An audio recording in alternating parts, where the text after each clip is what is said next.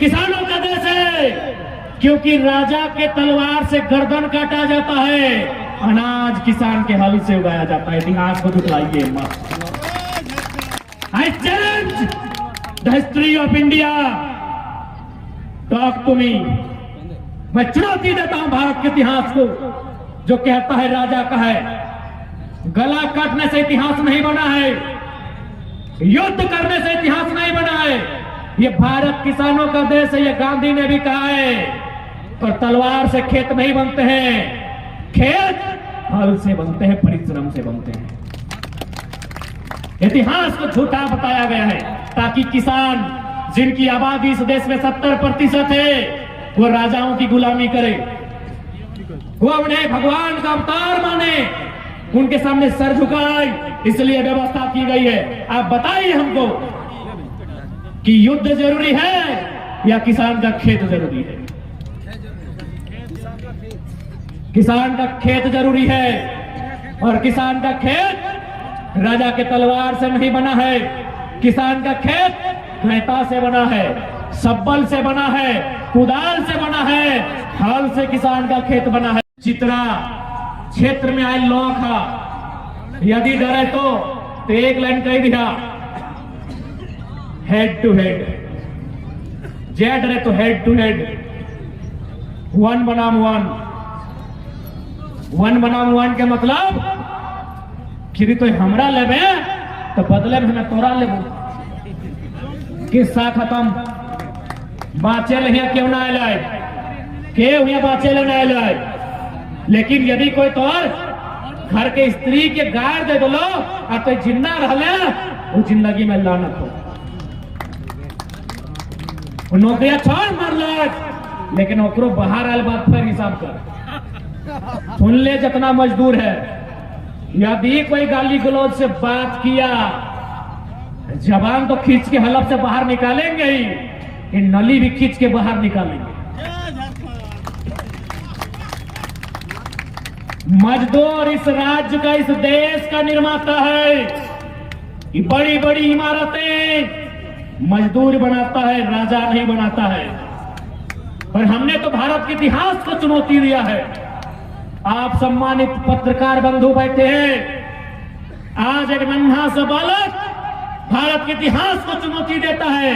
जो लोग कहते हैं कि भारत राजाओं का देश है, यदि राजाओं का देश है तो हमको दिखाइए रानी किस खेत में धान की उगाई की है। भारत किसानों का देश है। इतिहास लिखने वाले कौन? या तो राजा के पक्ष में या तो राजा के डर से। ये किसानों का देश है, क्योंकि राजा के तलवार से गर्दन काटा जाता है, अनाज किसान के हल से उगाया जाता है। इतिहास को झुठलाइए मत। I challenge the history of India, talk to me. मैं चुनौती देता हूं भारत के इतिहास को, जो कहता है राजा का है। गला काटने से इतिहास नहीं बना है, युद्ध करने से इतिहास नहीं बना है। ये भारत किसानोmək का देश है, ये गांधी ने भी कहा है।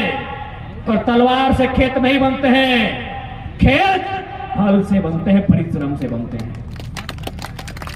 इतिहास को झूठा बताया गया है ताकि किसान, जिनकी आबादी इस देश में 70% है, वो राजाओं की गुलामी करे, वो उन्हें भगवान का अवतार माने, उनके सामने सर झुकाए। इसलिए व्यवस्था की गई है। आप बताइए हमको कि युद्ध जरूरी है या किसान का खेत जरूरी है? किसान का खेत जरूरी है, और किसान का खेत राजा के तलवार से नहीं बना है। किसान का खेत घैता से बना है, सब्बल से बना है, कुदाल से बना है, हल से किसान का खेत बना है। इसलिए जितने भी किसान पुत्र हैं, चाहे किसी धर्म, किसी मजहब, किसी प्रांत से जुड़े हैं, ये लड़ाई सामाजिक न्याय की है। ये लड़ाई जिसका चित्रा कोलियरी में जितना जमीन गया है उस अनुपात की है, किसी राजा की नहीं है। इसलिए आज जितने भी लोग आए हैं, आज उन्हें अपन डर के खत्म करके मुकाबला करे के समय हो, क्योंकि ये डर जो तोहनी के ऊपर थपल गया हो, इस डर के तबे समाप्ति होता है जब तो नहीं आए देखा सीख में। अब सारठ के माननीय विधायक जी ठीक है 2 करोड़ लेके मंत्री बनिए गए।